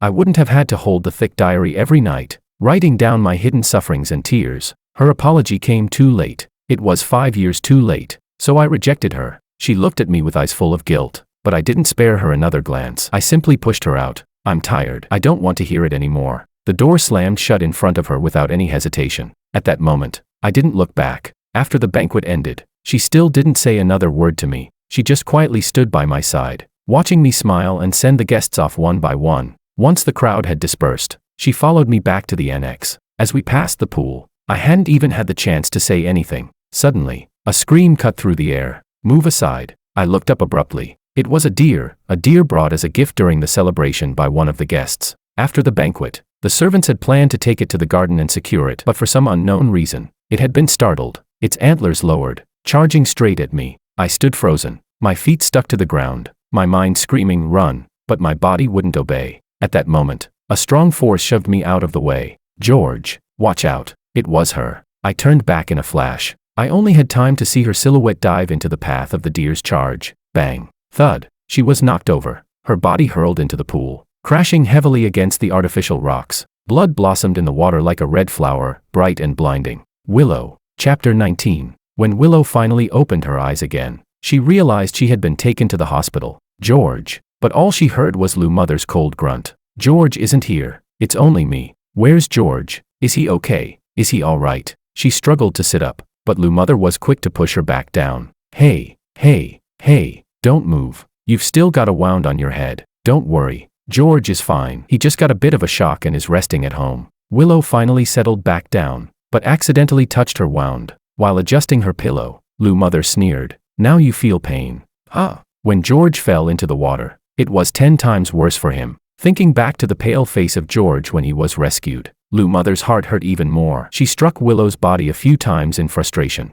"How could you? You knew George couldn't swim. Yet you left your husband to save that worthless man. Now, are you satisfied? You've lost your husband because of your tantrum." Listening to Lou Mother's complaints, Willow's heart felt even heavier. She finally understood the pain George must have gone through. She couldn't imagine how desperate he had been in that moment. Her hands clenched the blanket tighter. For the next several days, only Lou Mother came to bring her food and take care of her. Several times, Willow had wanted to see George, but in the end, she couldn't bring herself to ask. Finally, the day before she was discharged, she couldn't hold back and asked Lou Mother. But before she could say anything, Lou Mother cut her off with an eye roll. "I know what you're going to say, but forget it. George is still recovering from the shock and high fever. We're letting him rest at home. Besides, he's no longer your husband. Why should he come to see you?" "But he's still my husband," Willow began. But her words were cut short as Lou Mother slapped her on the head. "Husband? You've already signed the divorce papers. He's your ex-husband now." "But I didn't agree to it." Lou Mother rolled her eyes.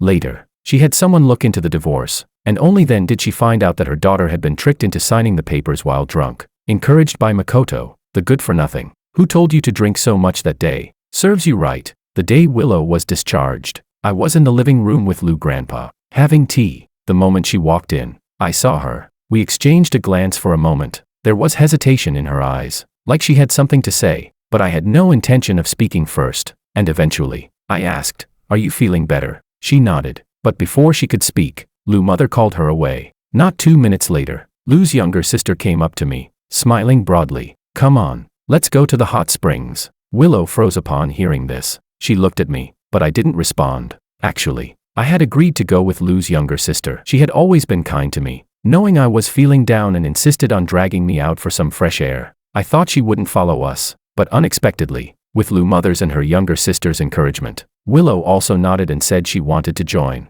She claimed she had grown tired of staying in the hospital and wanted to get some air. I didn't object. At this point, there was no point in objecting. Along the way, Lou's younger sister chattered excitedly about the plans: snow mountains, hot springs, fruit picking, bonfire parties.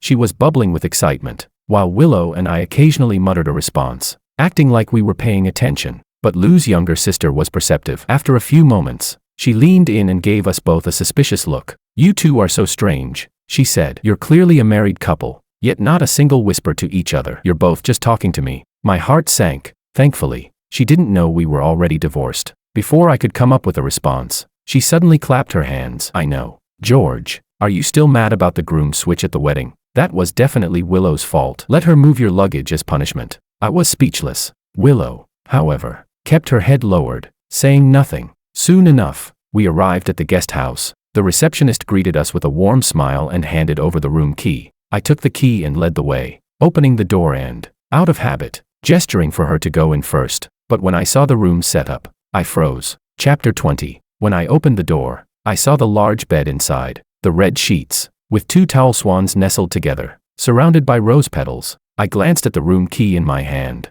then looked around the room. Without saying a word, I turned to leave. "I'll go to the front desk and book another room." "George," she called out to me, blocking the door, her eyes anxious. "Aunt is a person who can't keep things to herself. If she finds out we're not staying in the same room, she'll definitely tell Grandpa." I raised my eyes and looked at her carefully made-up face, not moved at all. "So what? The whole family already knows that I'm still angry about you switching the groom." My voice was cold. "Not staying together makes perfect sense. So what if Grandpa knows? Didn't you cause this mess?" I stared at her. "Besides, how can a divorced couple still share a room? You might not mind, but I find it disgusting." She froze as if I had slapped her. Her mouth opened and closed, but no words came out. I didn't want to look at her anymore, so I bypassed her and walked straight to the front desk to switch rooms. When I came out after changing rooms, my aunt was already coming out, wrapped in a blanket, freshly changed. She looked at us walking out of separate rooms, a flicker of suspicion in her eyes, but she said nothing. She probably already guessed what was going on. We had booked a private hot spring, with only a bamboo fence separating the male and female baths. As I sank into the hot water, I felt my whole body relax. The warm water seemed to gradually dissolve all the fatigue and tension that had built up inside me. I closed my eyes and exhaled deeply, Willow wasn't with us in the same pool. Maybe she felt awkward about it. It was fine by me. I enjoyed the quiet. My aunt was in the other pool, chatting casually with me while rubbing her shoulders. Somehow, the conversation shifted to her niece. George, have you never thought about giving Willow a chance to make things right? She had lived abroad for many years and didn't know much about our situation. Only the surface-level news about the groom switch and the lost child. She spoke carefully, with a bit of probing. I didn't open my eyes but muttered vaguely, "Let's talk about it later." But I knew it was just a deflection, because I didn't want to give her the later anymore. The sound of water stopped suddenly from the other side, and I guessed she had heard it. I didn't say anything more. After the hot spring, we went to the guesthouse restaurant at the foot of the mountain for dinner. It was a buffet, each person with a tray. She walked behind me, constantly recommending various dishes. "This one is delicious. I think you've tried this before." "I'm allergic." "What about this one?" "You didn't like spicy food before, but this one isn't spicy." "I don't like it," I answered briefly and coldly, showing no courtesy. Her expression dimmed noticeably. I didn't care, just kept walking forward. After I sat down with my tray, my aunt suddenly tapped Willow on the back. "What's going on with you? Don't tell me after 5 years of marriage, you still don't know his dislikes." I heard her sigh softly, but she didn't respond. I knew what she wanted to say. She knew nothing. We had been married for 5 years, yet she never cared about what I liked, what I was allergic to. The dinner table was always filled with food she and Makoto loved. For me, it didn't matter what I ate, who I loved, whether I was in pain or not. I ate slowly, as if chewing through the 5 years of tolerance. Afterward, my aunt suggested we go to the guesthouse's ski resort, but we were told it was temporarily closed due to weather. She changed her mind and decided to take us to the guesthouse's bar to have some fun. However, halfway there, she got a call and was called away. In the large, dimly lit bar, it was just me and Willow. I decided to stop pretending, threw off my jacket, and walked towards the dance floor. I was only wearing a black tank top, fitted, breathable, showcasing my muscle lines. I knew this outfit would attract attention. I wanted her to feel uncomfortable. She kept staring at me, and I could feel her gaze burning. As soon as I stepped into the rhythm of the dance, I heard her footsteps behind me. A jacket was draped over my shoulders, but I didn't take it, just gently stepped aside. Her hands missed me. "George," she called out angrily. Chapter 21. "Willow, we're divorced. You have no right to control me." I tried to pull my hand away from her tight grip, but she seemed to have lost all reason, refusing to let go, her strength surprisingly intense, as though she wanted to tear something out of my bones. "How could you dress like this?" Her voice trembled, her eyes filled with uncontrolled anger. But I just found it ridiculous. What did she still think I was? Her husband, her possession, the man in a suit for 5 years, obedient and gentle, buttoned all the way to the top like some tool. I wasn't that man anymore. What I wore, what I did, had nothing to do with her anymore. I coldly stared at her, my voice low and icy. "Let go." She didn't budge, so I repeated, "Willow, you don't have the right anymore." Her eyes reddened, and I could see she was on the verge of breaking down. Then, she unexpectedly grabbed me and tried to drag me towards the door. I struggled. "Are you out of your mind?" Slap. A loud slap landed on my face without warning. The sting on my face took me by surprise, and I froze for a second. She froze too, as though she couldn't believe she had actually slapped me. She touched the red mark on my face, her expression softening for a moment, then turning to pain. "You're dressed like this. What if someone sees us? What will Lou family think? What will Grandpa say?" "Enough." I pushed her hand off me, laughing coldly. "If you're unhappy, just say it. Don't use the Lou family's reputation to pressure me." "Willow, you're pathetic. Do you think I care? We might as well publicly announce our divorce." "I don't care." I saw her eyes become hollow, her entire demeanor deflating as if she were a deflated balloon, her shoulders slumping. I knew I had been harsh, but I really didn't want to pretend or endure anymore. In a low voice, I continued, "Those rumors, Grandpa, Mom and Dad don't care about what I wear. From the day I entered the Lou family, they told me how I dress, how I live, everything's my decision. Back then, because of you, I chose to tone it down." She understood immediately what I meant, but she didn't respond. I told her I was free now, and she should no longer interfere with my freedom. I turned and walked toward the dance floor. Behind me, I heard her softly gasp, but I didn't look back. At dinner, neither of us said a word. My aunt kept an eye on us, nibbling on cod and looking like she was waiting for some drama to unfold. "Are you two fighting again when I'm not around?" she mumbled with a mouthful of fish. "Willow, did you make George angry again?" We remained silent. My aunt sighed. Young people these days, no patience at all in marriage. I didn't want her to keep questioning, so I picked up my juice and handed it to her. "Aunt, it's really fine." She glanced at me suspiciously but didn't ask any more questions. When I returned to the room and shut the door, I heard a loud smack from outside.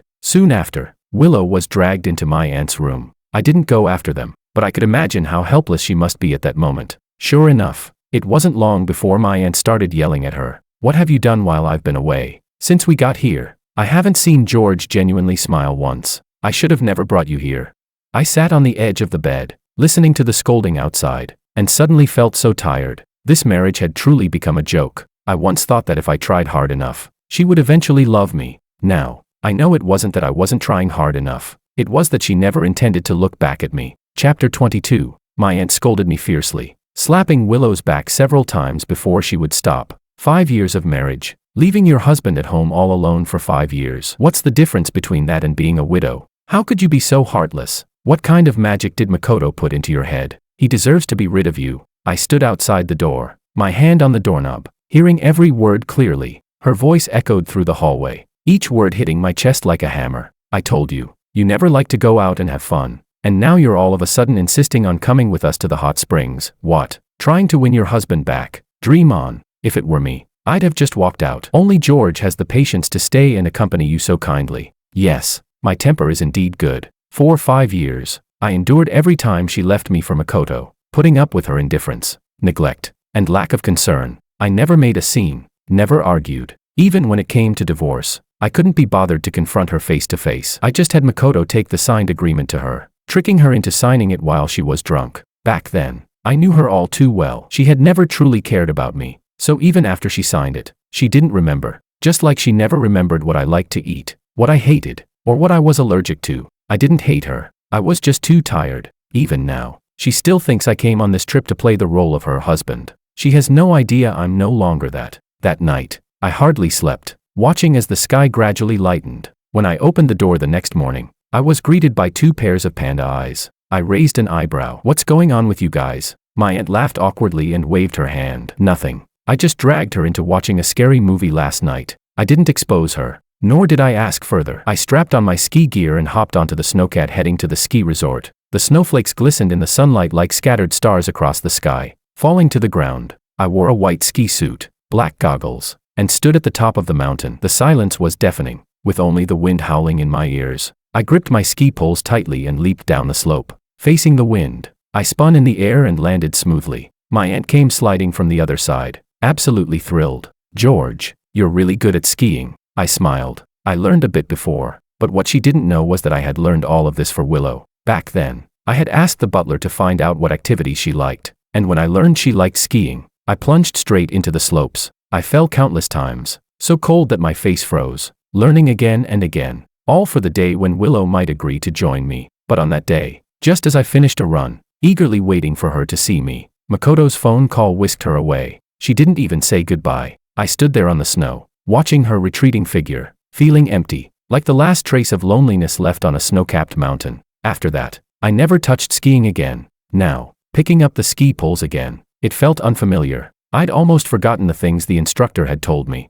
so I didn't hear the faint crack from the deep snow. The snow began to crack as I skied, but the next second, the sound of wind changed, and the ground started to tremble slightly. It was as if some giant beast was awakening within the mountain. "Avalanche!" Someone shouted from the distance. Everyone started running in all directions, looking for cover. I quickly looked up and saw a white wave of snow, like a tsunami, rushing down the mountainside. It was violent, rapid, and unstoppable. It felt like the whole mountain was howling, trying to swallow everything. My heart clenched. Without thinking, I turned and skied toward the nearest forest, but it was too late. The white wave, almost alive, came surging after me. This was the first avalanche I had ever experienced. When I realized what was happening, the snow came at me like a flood. I stood there, frozen, as if this sudden natural force had stunned me, unable to move. "George!" A shout rang out, and in the next second, a dark figure lunged at me, pinning me to the ground. "Lean forward. Cover your nose and mouth with your hands to prevent snow from entering your airways." It was her voice,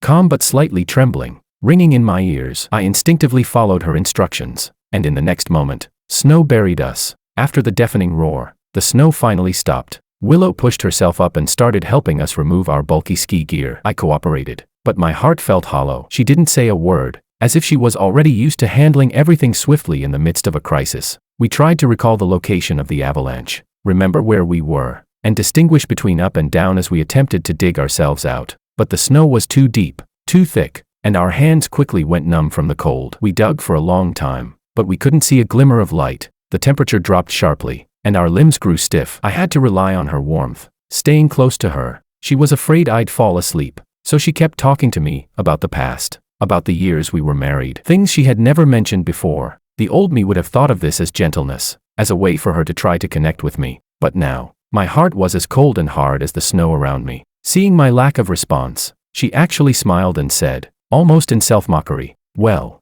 we've been through this avalanche together. Guess we've almost died once." I turned my head, replying emotionlessly, "If anyone's going to die, it's you. I don't want to die." She laughed softly, as if my words hadn't hurt her. Chapter 23. I could feel my fingers growing stiffer, frost accumulating on my eyelashes, pressing heavily on my eyelids. Every movement felt like gears frozen in place, slow and heavy. Suddenly, Willow's face changed, and in the next moment, she tightly held me in her arms. I rested against her chest, hearing her trembling yet calm voice repeatedly in my ear. "George, please, hang on. Don't sleep. Whatever you do, don't sleep." She slapped my face while her body provided warmth, but I really couldn't hold on much longer. My consciousness began to drift, my vision blurred as though submerged in snowmelt. Just before I closed my eyes, I heard the sound of the thick snow being violently dug open. A beam of light finally broke through the darkness. "We found him. He's here." When I opened my eyes again, I saw a bright light above me, so intense that I had to shield my eyes with my hand. My arm was numb, and my eyelids felt heavy. My aunt excitedly called for the doctor. I heard her urgently explaining the situation, because the only road out of town was temporarily blocked by the avalanche. We would be stranded in the small town for a few days. The doctor arrived, examined me, and said I was fine, only suffering from mild frostbite and low temperature reactions. But fortunately, the rescue had been timely. Seeing that I had just woken up, my aunt dropped a rest well and left a thermos of porridge beside me. She tiptoed out, leaving me alone. I leaned back against the bed, looking out at the dark sky and falling snow. But my mood felt inexplicably heavy. Actually, I had known during the avalanche. I knew Willow was genuinely afraid of me dying. She jumped in front of me to block the snow, held me tightly under the ice and snow, slapped my face as my consciousness faded, trying to give me warmth. In that moment, my heart really did warm. But so what? What came to mind were the nights over the past 5 years. She wasn't home. I sat alone in the empty house, listening to the ticking of the clock. I had gotten used to her busy work and her last-minute business trips, and I had gotten used to the crush photos and itineraries on her phone. I sipped my tea, but it felt cold. I wrapped myself in a blanket, but still felt cold. I looked at the wedding anniversary vase she had prepared for me in the corner, thinking about how she had canceled again. That kind of cold spread from my heart into my bones. I looked down at my left hand. There was a deep mark on my ring finger, the result of wearing a wedding ring for years. The day I received the signed divorce agreement from her, I didn't hesitate for a second to throw the ring into the water basin in the yard. No hesitation, no struggle. I had finally climbed out of the prison of this 5-year marriage. How could I ever go back? She did many things. Yes, saved my life, kept vigil, lowered her stance, said she regretted it, but I didn't want to go back anymore. At that moment, the door knocked. "George," her voice called out. I didn't show too much indifference. After all, she had saved my life. I nodded. "Thank you." She came in and sat down at the edge of the bed. I could tell she wanted to say, "We're still married." But in the end, she just said, "It's my duty to save you." I didn't respond, only looked out at the snowy sky. She continued, telling me how our trip had been interrupted by the avalanche, and the roads would be temporarily closed. In other words, we would be stuck in this small town for a few more days. I lightly closed my eyes and said in a calm tone, "Okay, now." I wouldn't argue, question, or fight. She could no longer guess what I was thinking. Fortunately, the town's signal tower was quickly repaired, and Willow immediately contacted home to report our safety. But we still couldn't leave, because of the snow accumulated from the avalanche. The only road out of town would take 3 more days to be cleared. Additionally, I hadn't fully recovered, and the doctor advised me to rest, so we decided to stay for a few more days. She stood by the bed explaining these things to me, and as I listened, my stomach suddenly growled. How awkward. I had forgotten that I hadn't had a single drop of water since waking up. Just as I was about to pour myself some porridge from the thermos on the bedside table, a hand beat me to it. She expertly lifted the lid and poured me a bowl. The steaming millet porridge rose from the white porcelain spoon, the vapor blurring her face, and blurring the distance between us as well. She held the bowl, scooping a spoonful and offering it to me. I didn't open my mouth or move. I just quietly watched her. "You've just woken up. You need to eat something to regain your strength." Her voice was soft, carrying a long-lost gentleness. I raised my hand and pointed at the steaming porridge. It's so hot. How am I supposed to eat it? She froze for a moment before realizing what I meant. She pulled back the spoon and carefully blew on it a few times. I hadn't expected her to have the patience for these things. She used to insist on having the perfect temperature for her tea before she'd drink it. When she handed the porridge to me again, it wasn't hot anymore. I didn't refuse this time. One spoonful after another, the warm millet porridge slid down my throat, warming my stomach. Yet my head began to feel heavy, and I leaned back against the headboard,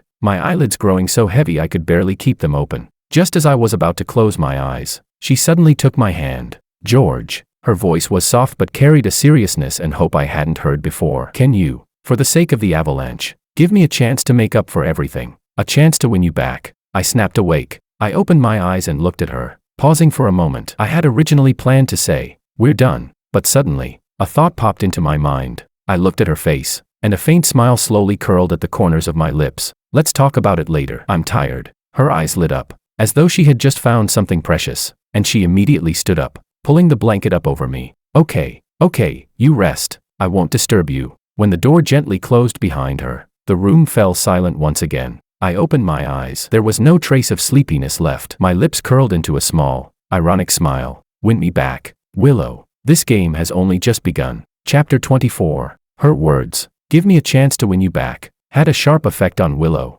almost like acupuncture, jolting her back into action. From that moment on, she began to hover around me again, as if things had gone back to how they were before, even more intensively than before. My aunt, seeing our relationship warming up, naturally looked pleased, but I could tell that, after Willow turned away, she noticed the sarcasm and coldness in my eyes. She didn't say anything, probably thinking I needed to get things off my chest slowly. On the way back, after the last suitcase was thrown into the trunk, the three of us set off for home. Willow appeared to be in an unusually good mood, her smile evident on her face. When I pulled my hand away from hers as she tried to hold it, she just giggled and kept sticking to me, as if the colder I was, the more hope she felt. I ignored her. The Liu couple had already received my aunt's good news and were standing at the door waiting. They immediately noticed how she was doting on me. The pity and guilt in their eyes were impossible to hide. To ward off bad luck, they had organized a small gathering. The dinner party had many guests, but Willow and I silently agreed the show must go on.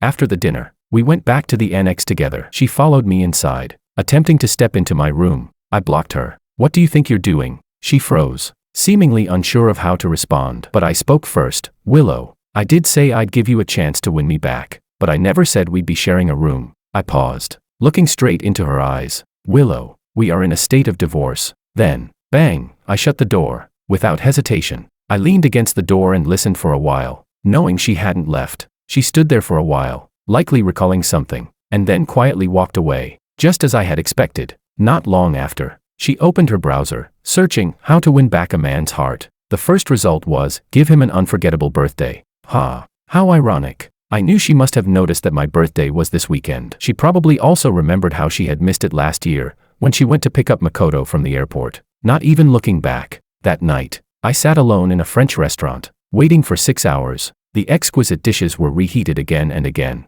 The ice cream cakes replaced multiple times. But in the end, I ate the first bite alone and quietly asked the waiter to pack up the rest. At that moment, I knew this marriage was probably only real for me. This year, she tried to change. She had already booked the highest floor restaurant with a view, prepared flowers and dishes I liked, and even had the sapphire watch she bought at the auction ready. But sadly, the guest of honor didn't show up. It wasn't that I didn't want to go, but my aunt had forced me to play mahjong all night, blocking my way out, even taking my phone. I picked up my phone, intending to send a message, even if just something like, "Something came up, I'll be there a little later." My aunt held my hand down with a cold laugh. "George, do you remember how you spent your birthday last year? She went to pick up Makoto, leaving you alone at the restaurant till closing time. If she could make you wait 5 years, what's one more night for her to wait for you?" My fingers, gripping the phone, turned white, but in the end, I put it down. Yeah, what's the harm in making her wait? Last year, I waited for her 5 hours.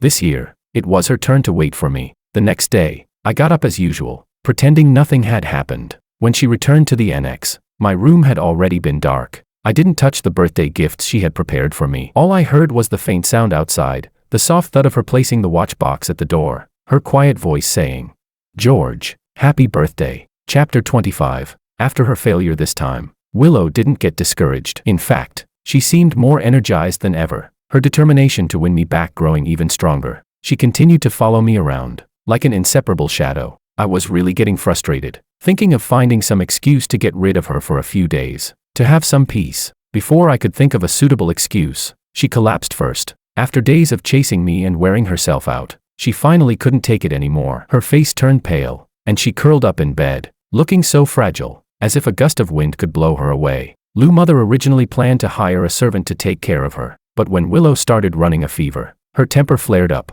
and she insisted that I be the one to take care of her, saying no one else would do. Lou's mother was furious. Stamping her feet, she grabbed a fan and smacked it against Willow's leg. "He's not even your husband. Why should he take care of you? If you want to drink it, fine. If not, just lie there and suffer." With that, she slammed the bowl of porridge on the bedside table and stormed off. At that moment, I walked in, and our eyes met. Lou's mother's angry glare. "Lou, aunt, it's okay," I said. "I'll take care of her." She paused for a moment, then sighed and shook her head as she left. With the door closed, I walked over to her bedside, set up the tray, and placed the steaming porridge in front of her. She looked up at me with pitiful eyes. "George." I crossed my arms and looked down at her. "You're not crippled. You can feed yourself," she pouted, looking utterly wronged. But in the end, she obediently picked up the spoon and started eating the porridge. I watched her eat for a while, then suddenly spoke. "Willow." She froze for a moment, looking up at me with a wary look in her eyes. "Do you remember that night you left me to go find Makoto? I was also running a fever, just like you are now, but no one took care of me."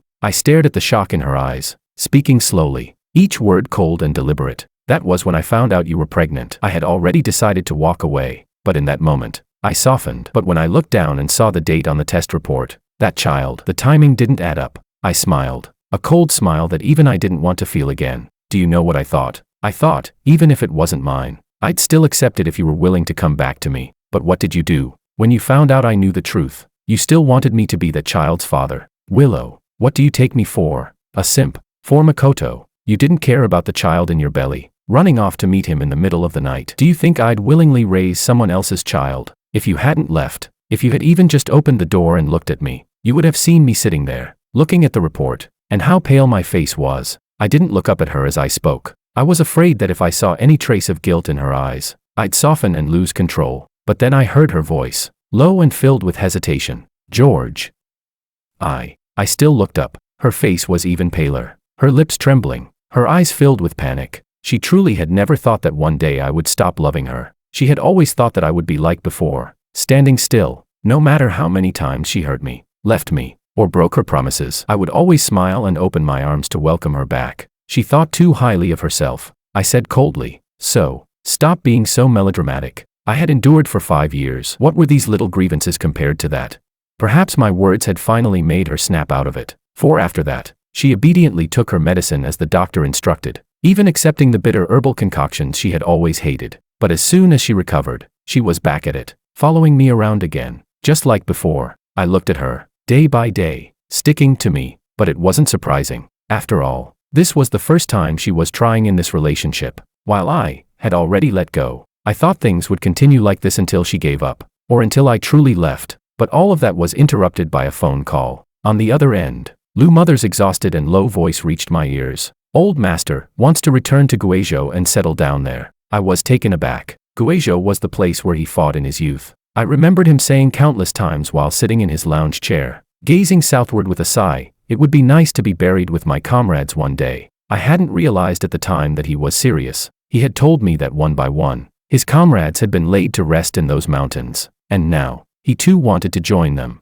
Lou's father and Lou's mother naturally disagreed. They had taken care of the old master with such hard work over the years, and none of them wanted to part with him. But his mind was made up, and no one could change it. Eventually, Lou's father and Lou's mother had no choice but to compromise, deciding to accompany him. The family business, the company, and all matters were handed over to Willow. The night before they left, the old master called each of us into his room. He sat in his familiar rattan chair on the balcony, the setting sun casting a warm glow on his silhouette. "George." He reached out his hand to me. My nose suddenly felt tight. In that moment, I was transported back more than 10 years. Back then, I had just come from the countryside, embarrassed and shy, too timid to speak a word, standing in the corner like a student who had made a mistake. It was him who waved me over, saying, "Come, sit here." In that moment, he pulled me into this family, pulling me into the light. I walked over and sat beside him, holding his hand. now marked with veins from age. I whispered, "Grandfather." He patted my hand, his smile kind, but there was an unmistakable sadness in it. "For these 5 years, I've made you suffer," he said. My eyes suddenly turned red. Tears flowed freely, as though they had finally found their escape, and I couldn't stop them. "I know my granddaughter has a bad temper," he continued. "Let me apologize to you on her behalf." I shook my head vigorously, but no words came out. He sighed, his expression calm but determined. "You shouldn't be pretending to get along just to please this old man," he said. "You've divorced, but you're still living under the same roof." I froze, looking up at him. "Grandfather, how did you know?" He snorted lightly, smiling knowingly. "Your little tricks might fool others, but they won't fool me." I was speechless. He continued, "After all the grievances you've endured, how can you still keep going?" I opened my mouth, but he waved his hand, cutting me off. "There's no but about it. I know you two are pretending to be happy in front of me just to please me. I was happy, too," he said, his voice softening. "But I've lived so long that I've realized one thing: when you're old, it's not about having your children and grandchildren around you, making noise and fussing. It's about seeing all of you well, truly happy from the bottom of your hearts." He paused, watching the hesitation in my eyes, then added with a smile, "If you're really afraid she'll keep clinging to you, I'll just take her with me." Chapter 26. I forced a smile, not saying anything more. Before leaving, Old Master Lou handed me a red envelope, and at that moment, my nose grew tight again. The words he said were something I would never forget. "George, be safe and sound." It was exactly the same as the first time I came to the Lou family. Back then, I was poor, my steps light, afraid to make too much noise. It was he who reached out to me, saying those words. This time, I still took the envelope and nodded, more heavily than before. When I turned to open the door, Willow stood up from the doorway, her face full of concern. She saw my red eyes and was about to ask me what happened when the old master's cold voice came from the room, making my heart shiver. "Willow, come in." I stood by the door, watching her hesitate for a moment, then lower her head and walk in. The door slammed shut with a thud. "Grandfather." Willow was about to sit next to Old Master Lou, but his expression darkened. "Sit, kneel." Willow didn't dare to defy him, kneeling straight in front of him. Old Master Lou sat up and looked at her. "I've known about your divorce with George for a while now, Grandfather." She looked up at him, surprised. "You knew?" "Heh, just like your father did when he chased after your mother." Back then, Lou father and Lou mother had only a minor misunderstanding, and since Lou father had a way with words, they reconciled. But unlike them, Willow had clearly hurt George for 5 whole years. "If you didn't like him, why didn't you just say it from the start? Why did you push him away, only to regret it later? Now you want to win him back. Dream on." A bad premonition surged in Willow's heart, and her pulse quickened, as if something had flown out of her heart completely. "You've let him down for 5 years, leaving him with an empty house. Now, just because you've suffered a little and faced a little hardship, why do you think you deserve to get him back? George is such a good man. He shouldn't have to continue with you." No, Grandfather." She was in a panic, her hands trembling, desperate to explain. "I truly know I was wrong. I really want to win him back. I do love him." "Willow." For the first time, Old Master Lou spoke her full name seriously. "It's too late for your regret. I've already made up my mind. I've spoken to your parents. George will be recognized as my godson, and your parents will accept him as their godson." The words hit her like a bolt from the blue, and her mind went completely blank. "So, from now on, George is your brother." Old Master Lou was never one to back down from a decision. Soon, the news of Willow and my divorce spread throughout a city. Just as they were preparing to rejoice in our downfall, another bombshell news hit them like a whirlwind. The Lou family was going to recognize me as their godson.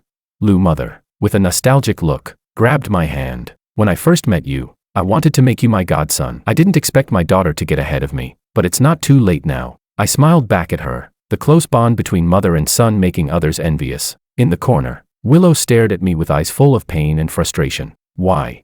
Why did it turn out this way? She had been so close to winning back her husband, but now, she couldn't help but cry out in anguish. After the banquet, I cheerfully gathered the gifts people had given me and was about to return to my room. Just as I was about to open the door, I was pulled into an embrace that reeked of alcohol. The gifts in my arms clattered to the floor. I was about to call for help when the person behind me covered my mouth. "George, it's me." With a click, the light in the room was turned on. I looked at the person in front of me and sneered. "It's so late. Little sister, what do you need from me?" Hearing the word little sister, Willow seemed to be triggered. She shoved me against the wall, her eyes red. "Please, George, don't call me that. I'm still your wife. You're my husband, not my brother." Smack. I slapped her across the face. "You're drunk, talking nonsense. I've always been your brother." With that, I shoved her away and tried to push her out of the room. But in the next moment, a searing kiss landed on my lips. Chapter 27. Willow. Before I could push her off me, the door was suddenly slammed open. Lou Mother stood at the doorway, holding a cup of warm milk. When she saw the scene before her, her face turned pale. She rushed forward, grabbing Willow and delivering a sharp slap across her face. "Why are you acting like a drunk fool?" I took the opportunity to step behind Lou Mother, raising my hand to viciously wipe the taste off my lips, filled with nothing but disgust. But in that moment, I saw her eyes shatter. She stood there, stunned, slowly turning her head back, her expression blank, as if she had lost control and was on the verge of breaking down. "I'm not crazy." She dropped to her knees, pounding the floor with clenched fists, like a child with nowhere to turn. "He could have been my husband again. Why are you turning him into my brother? I was so close, just a little bit more. I just needed to try a bit harder. We could have gotten back together." Her voice was hoarse, her tears mixing with the alcohol that had soaked her cheeks. She looked so miserable and pathetic, nothing like the proud Miss Lou from before. I looked at her, unable to stop myself from speaking. "Willow, from the very beginning, I never intended to remarry you." It was like a knife had pierced her, and she finally broke down, her sobs racking her body. "But you gave me a chance. Didn't you say, 'Let's talk later'? I thought you forgave me." "I love you so much." I chuckled lowly, my throat tight, but I still said it. "That chance was a lie, giving you hope, then disappointing you. This is what those 5 years taught me. I waited for you for 5 years. I stared at her, my gaze cold. Every time, you promised you'd come to see me, but in the end, for Makoto, you'd leave with just one phone call. What I did today was simply give back what you gave." She looked at me, her face drained of color. I continued, "You say you love me. 5 years of marriage, and I never heard you say, 'I love you' once. Now that we're divorced, you start saying you love me. Willow, don't you think you're pathetic?" I smiled as I said it, but inside, I had never been this clear-headed. "When I gave you my heart, you trampled on it. Now that I've given up, you come back to play the game of a lost soul returning." Her lips trembled as if she wanted to say something. I looked at her, as if she was a complete stranger. Slowly, I spoke. "All you've ever loved, from the start to the end, is the one person you couldn't have. I am the only thing in your chaotic life that you couldn't control. Dreams and reality, flowers and thorns, those were your choices." She shook her head, her tears uncontrollably falling. "No, George, I love you. Really, after you left, I thought a lot. I really understand now, but I don't love you anymore." I said it softly, but it felt like a final verdict. She froze, her entire being seemingly emptied. I took a step toward her, looking down at her with no emotion in my eyes. "I won't marry you again. I won't love you again. We can only be siblings. This is not a joke,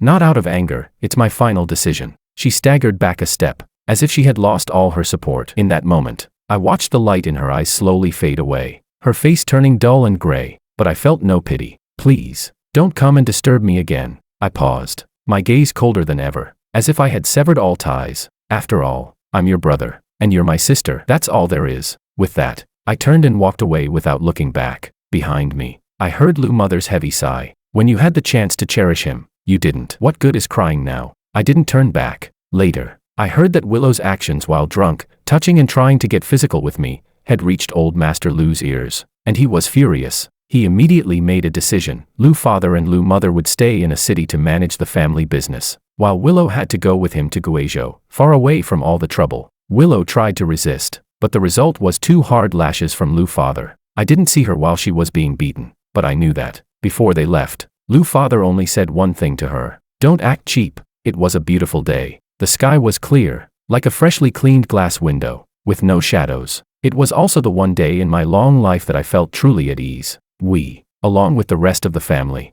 escorted old Master Lou and Willow to the boarding gate for their final goodbye. I stood on the edge of the crowd, catching a glimpse of her in my peripheral vision. She was standing next to old Master Lou, with a small cut on her lip and a bandage on her forehead. She looked quiet, even lonely. I sighed softly and stepped forward, walking up to her. "Willow." She looked up at me, her eyes lifeless and still, but her lips forced a small smile. Can you give me a hug?" I opened my arms and gently pulled her into an embrace. 5 years of marriage, and not a single proper hug. Now, in this moment, I found I didn't feel much at all. It was like an old wound that finally stopped hurting, leaving behind just a dull sensation. She stayed in my arms for a few seconds before slowly pulling away. She didn't say anything, just reached into my pocket and placed something inside. Then she turned around. Without looking back, she walked towards the boarding gate. I stood there, motionless, and reached into my pocket to pull out the small note. It only had one word written on it: goodbye. I whispered the words to myself,